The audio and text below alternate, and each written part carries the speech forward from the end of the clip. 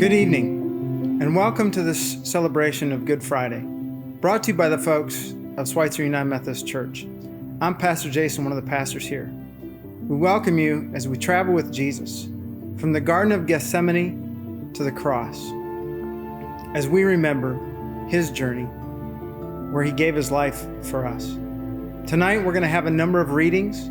We're going to have a few songs that we invite you to participate in. There will be some time of silence where we all can make a silent confession of how we contributed to the journey that Jesus took. I'd like to read a text from the Psalms, a text that Jesus recited. And then there'll be a portion of the text where you too can give your voice from the prophet Isaiah. We start with this text from Psalm 122. My God, why have you deserted me? Why are you so far away? Won't you listen to my groans and come to my rescue? I cry out day and night, but you don't answer, and I can never rest. Brutal enemies attack me, like a pack of dogs tearing at my hands and my feet. I can count all my bones, and my enemies just stare and sneer at me.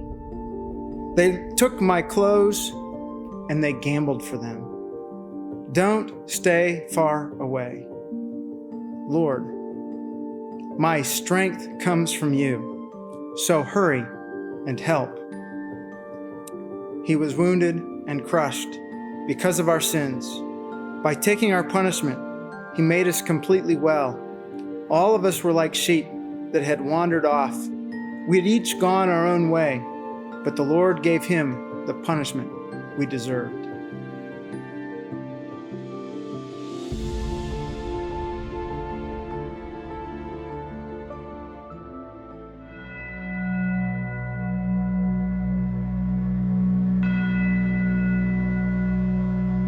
Were you there when they crucified my Lord? Were you there when they crucified my Lord? Sometimes it causes me to tremble. Were you there when they crucified my Lord?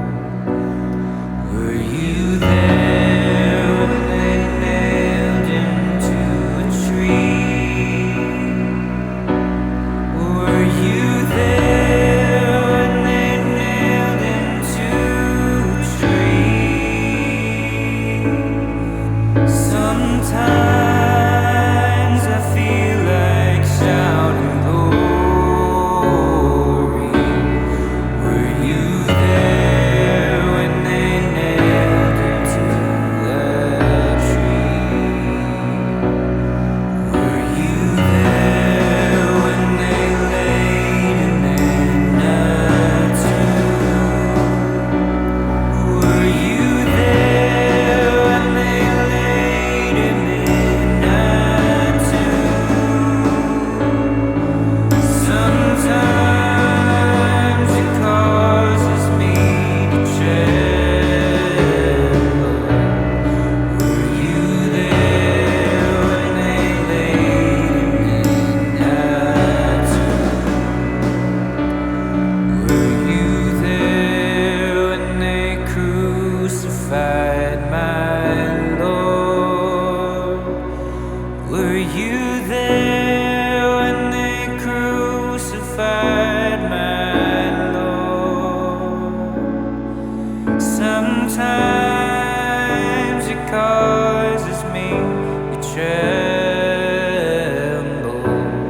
Were you there when they crucified my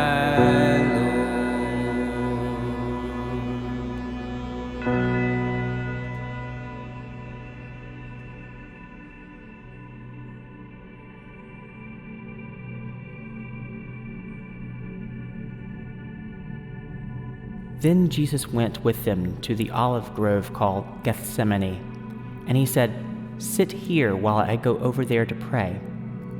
He took Peter and Zebedee's 2 sons, James and John, and he became anguished and distressed. He told them, "My soul is crushed with grief to the point of death. Stay here and keep watch with me." He went on a little farther and bowed with his face to the ground, praying, "My Father, if it is possible, let this cup of suffering be taken away from me. Yet I want your will to be done, not mine." Then he returned to his disciples and found them asleep. He said to Peter, "Couldn't you watch with me even 1 hour? Keep watch and pray, so that you will not give in to temptation. For the spirit is willing, but the body is weak." Then Jesus left them a second time and prayed, "My Father, if this cup cannot be taken away unless I drink it, your will be done." When he returned to them again, he found them sleeping, for they couldn't keep their eyes open. So he went to pray a 3rd time, saying the same things again. Then he came to the disciples and said, "Go ahead and sleep. Have your rest. But look, the time has come.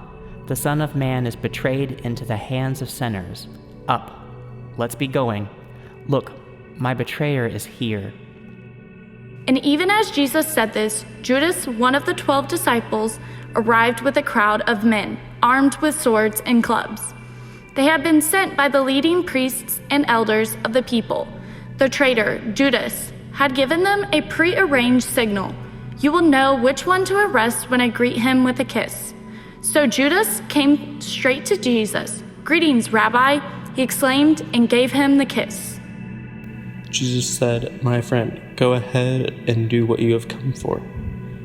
Then the teachers grabbed Jesus and arrested him. But one of the men with Jesus pulled out his sword and struck the high priest's slave, slashing off his ear. "Put away your sword," Jesus told him. "Those who use the sword will die by the sword. Don't you realize that I could ask my Father for thousands of angels to protect us, and he would send them instantly? But if I did, how would the scriptures be fulfilled that describe what must happen now?" Then Jesus said to the crowd, "Am I some dangerous revolutionary that you come with swords and clubs to arrest me? Why didn't you arrest me in the temple? I was there teaching every day. But this is all happening to fulfill the words of the prophets as recorded in the scriptures." At that point, all the disciples deserted him and fled. In the garden, Judas betrayed the Lord. Yet the other disciples were guilty as well. They couldn't stay awake and pray. They ran away at the arrest. We too are capable and culpable of several types of betrayal, of delivering friends to enemies, of slumbering through a friend's time of need, of running away at tough times. Let us take a moment and confess our failures to the one on the tree.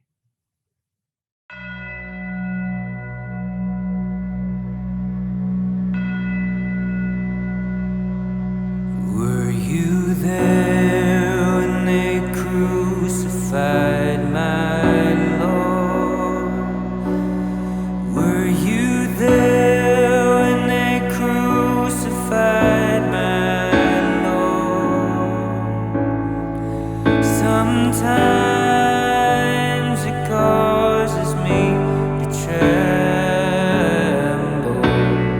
Were you there when they crucified my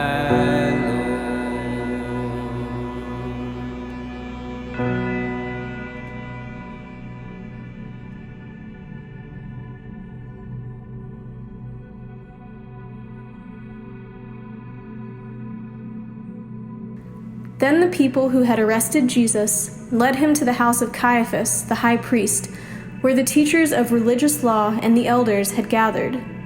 Meanwhile, Peter followed him at a distance and came to the high priest's courtyard. He went in and sat with the guards and waited to see how it would all end. Inside, the leading priests and the entire high council were trying to find witnesses who would lie about Jesus, so that they could put him to death. But even though they found many who agreed to give false witness, they could not use anyone's testimony. Finally, 2 men came forward who declared, "This man said, I am able to destroy the temple of God and rebuild it in 3 days." Then the high priest stood up and said to Jesus, "Well, aren't you going to answer to these charges? What do you have to say for yourself?" But Jesus remained silent. Then the high priest said to him, "I demand, in the name of the living God, tell us if you are the Messiah, the Son of God." Jesus replied, "You have said it. And in the future you will see the Son of Man seated in the place of power at God's right hand and coming on the clouds of heaven." Then the high priest tore his clothing to show his horror and said, "Blasphemy! Why do we need other witness? You have all heard his blasphemy. What is your verdict?" "Guilty," they shouted. "He deserves to die." Then they began to spit in Jesus' face and beat him with their fists. And some slapped him, jeering, "Prophesy to us, you Messiah.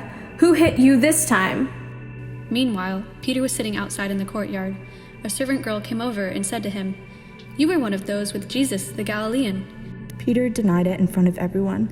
"I don't know what you're talking about," he said. Later, out by the gate, another servant girl noticed him and said to those standing around, "This man was with Jesus of Nazareth." Again, Peter denied it, this time with an oath. "I don't even know the man," he said. A little later, some of the other bystanders came over to Peter and said, "You must be one of them. We can tell by your Galilean accent." Peter swore, "A curse on me if I'm lying. I don't know the man." And immediately the rooster crowed. Suddenly, Jesus' words flashed through Peter's mind. "Before the rooster crows, you will deny 3 times that you even know me." And he went away, weeping bitterly. So the chief priests heard Jesus' words and concluded that they were heresy. They beat him with their fists. They disowned him. Peter was in the outer court, and he denied knowing Jesus. He denied his dialect. He denied his very way of life. Their story can be reflected in our story. Have you ever denied your Savior? Have you ever failed to speak in his defense? Let us confess our failures to the one on the tree.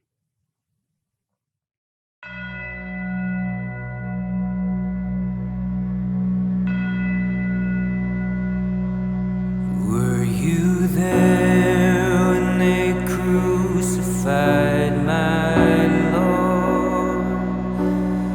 Were you there when they crucified my Lord? Sometimes it causes me to tremble. Were you there when they crucified my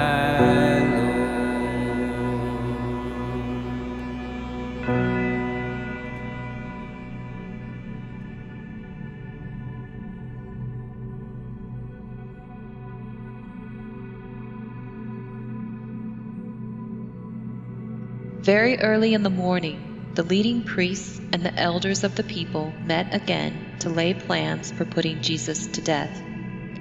Then they bound him, led him away, and took him to Pilate, the Roman governor. When Judas, who betrayed him, realized that Jesus had been condemned to die, he was filled with remorse. So he took the 30 pieces of silver back to the leading priests and the elders. "I have sinned," he declared, "for I have betrayed an innocent man." "What do we care?" they retorted. "That's your problem." Then Judas threw the silver coins down in the temple and went out and hanged himself. The leading priests picked up the coins. It wouldn't be right to put this money in the temple treasury, they said, since it was payment for murder. After some discussion, they finally decided to buy the potter's field, and they made it into a cemetery for foreigners. That is why the field is still called the Field of Blood. This fulfilled the prophecy of Jeremiah that says, "They took the 30 pieces of silver, the price at which he was valued by the people of Israel, and purchased the potter's field, as the Lord directed. Now Jesus was standing before Pilate, the Roman governor. "Are you the king of the Jews?" the governor asked him. Jesus replied, "You have said it." But when the leading priests and the elders made their accusations against him, Jesus remained silent. "Don't you hear all these charges they are bringing against you?" Pilate demanded. But Jesus made no response to any of the charges, much to the governor's surprise. Now it was the governor's custom each year during the Passover celebration to release one prisoner into the crowd, anyone they wanted. This year, there was a notorious prisoner named Barabbas. As the crowds gathered before Pilate's house that morning, he asked them, "Which one do you want me to release to you, Barabbas or Jesus, who is called the Messiah?" He knew very well that the religious leaders had arrested Jesus out of envy. Just then, as Pilate was sitting on the judgment seat, his wife sent him this message: "Leave that innocent man alone. I suffered through a terrible nightmare about him last night." Meanwhile, the leading priests and the elders persuaded the crowd to ask for Barabbas to be released and for Jesus to be put to death. So the governor again asked, "Which of these two do you want me to release to you?" The crowd shouted back, "Barabbas." Pilate responded, "Then what should I do with Jesus, who is called the Messiah?" They shouted back, "Crucify him." "Why?" Pilate demanded. "What crime has he committed?" But the mob roared even louder, "Crucify him." Judas confessed, "I have betrayed innocent blood," yet no one heard his plea. Pilate's wife asked, "Have nothing to do with this innocent man," and yet the crowd roared, "Crucify him." No one has heard his plea. Yet we have one who hears us. Let us confess our failures to the one on the tree.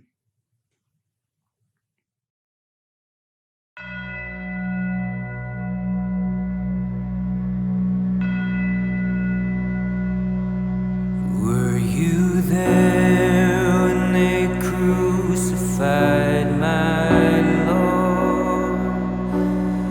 Were you there when they crucified my Lord? Sometimes it causes me to tremble. Were you there when they crucified my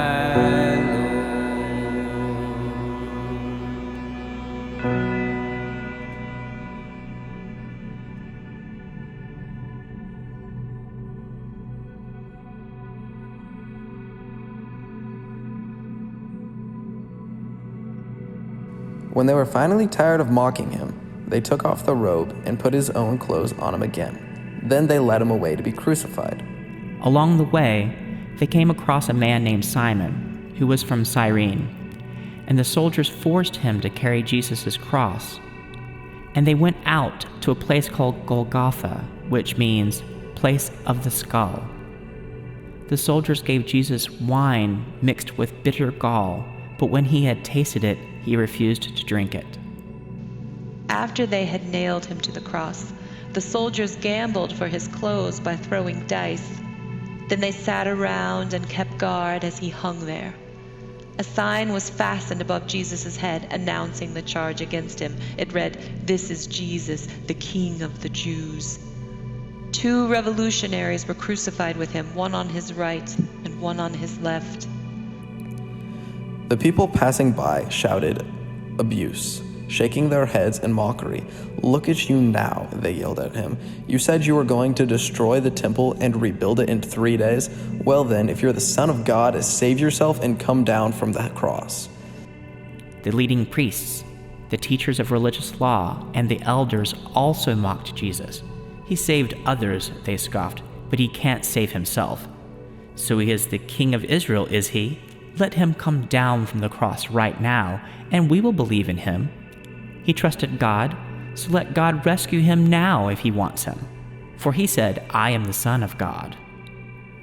Even the revolutionaries who were crucified with him ridiculed him in the same way.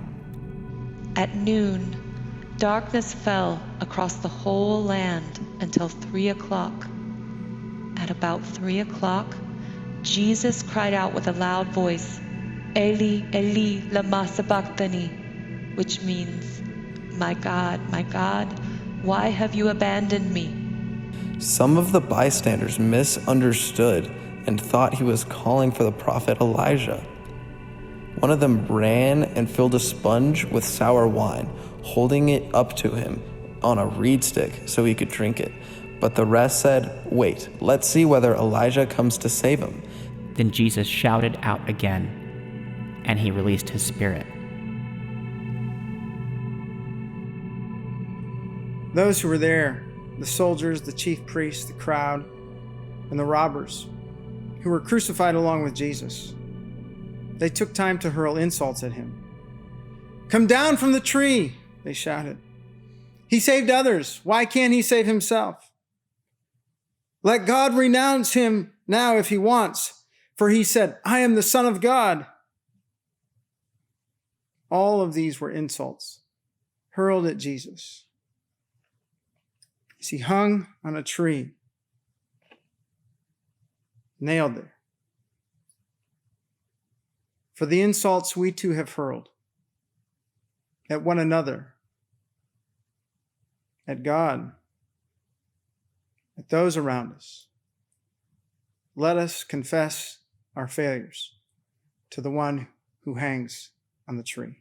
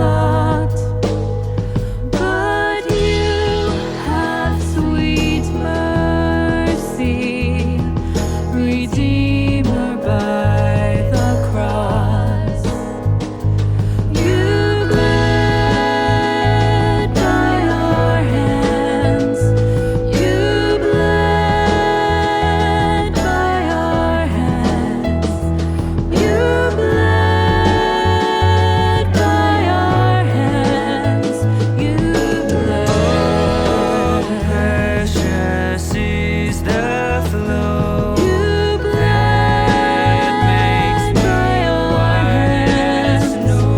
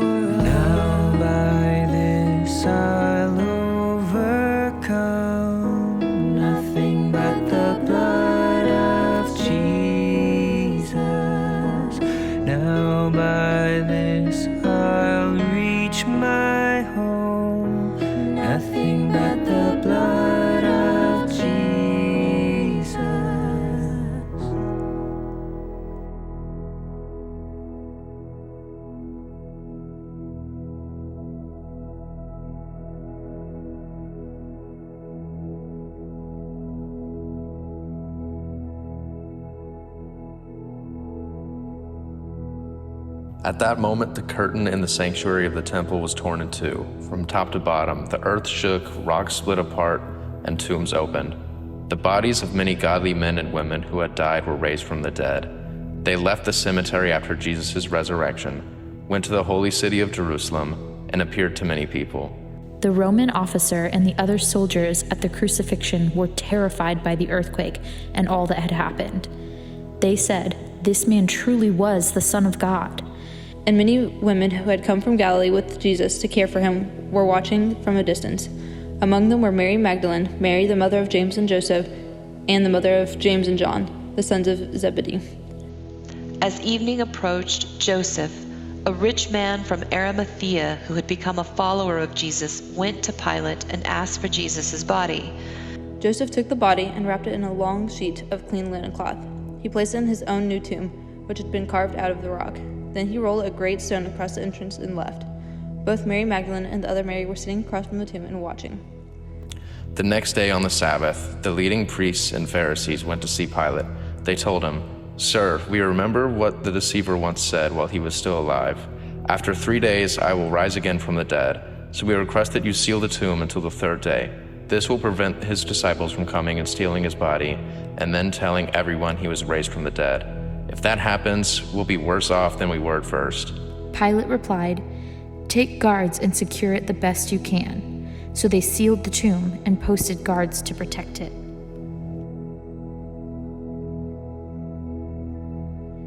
At Jesus' death, the scene changes dramatically. The temple curtain is torn in two from top to bottom. Dead people rise up from the graves and walk around in the city. The soldier sees what others have missed. Those who love Jesus, the women and Joseph of Arimathea, ascended from the shadows, and they reveal their faith and their love. The seed is now buried, and the hint of something new is on the horizon. Let us confess our faith to the one who is on the tree.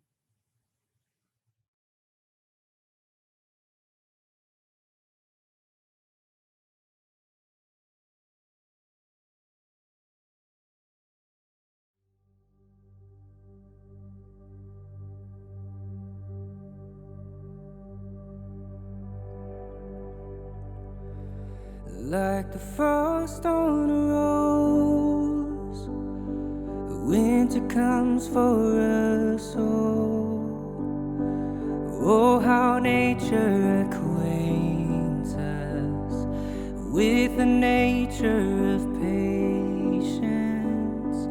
Like a seed to the snow, I've been buried to grow. For your promise is loyal, front seat to Sequoia. And I know, though the winter is long, even richer the harvest it brings. Though my waiting prolongs, even greater your promise for me like a seed. I believe that my season will come. Oh, Lord, I think of your love like the low winter sun. As I gaze, I am blinded in the light of your brightness, like a fire to the snow. I'm renewed in your warmth. Melt the ice of this wild soul till the barren is beautiful. And I know, though the winter is long, even richer the harvest it brings. Though my waiting prolongs, even greater your promise for me like a seed. I believe that my season will come.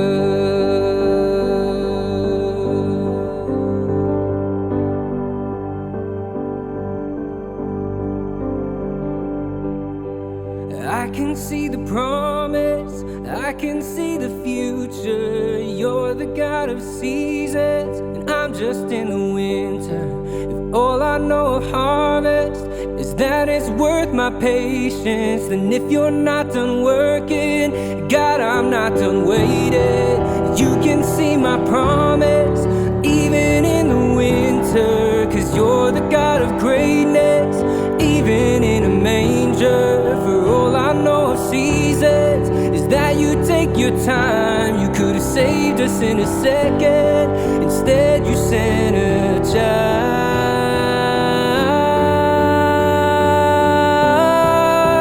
Though the winter is long, even richer the harvest it brings. Though my waiting prolongs, even greater your promise for me like a seed. I believe that my season will come. And when I finally see my tree, still I believe there's a season to come.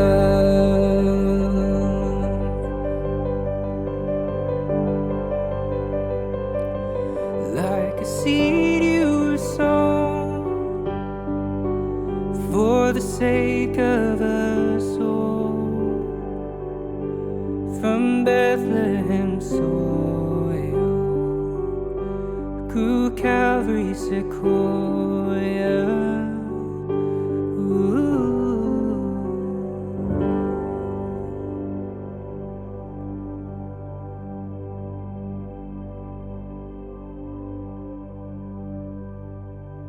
Thank you for joining us in this unique expression of celebrating Good Friday. We invite you to join us again Sunday morning, starting around 8:45 with a service starting at 9:02. It's going to be a great way to celebrate the resurrection of Christ. So we'll see you Sunday at 9 o'clock.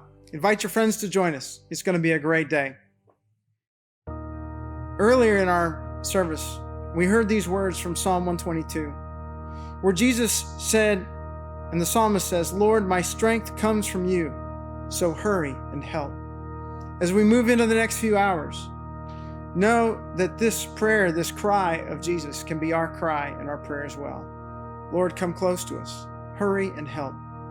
May the Lord watch over you, lead you, guide you, and bless you.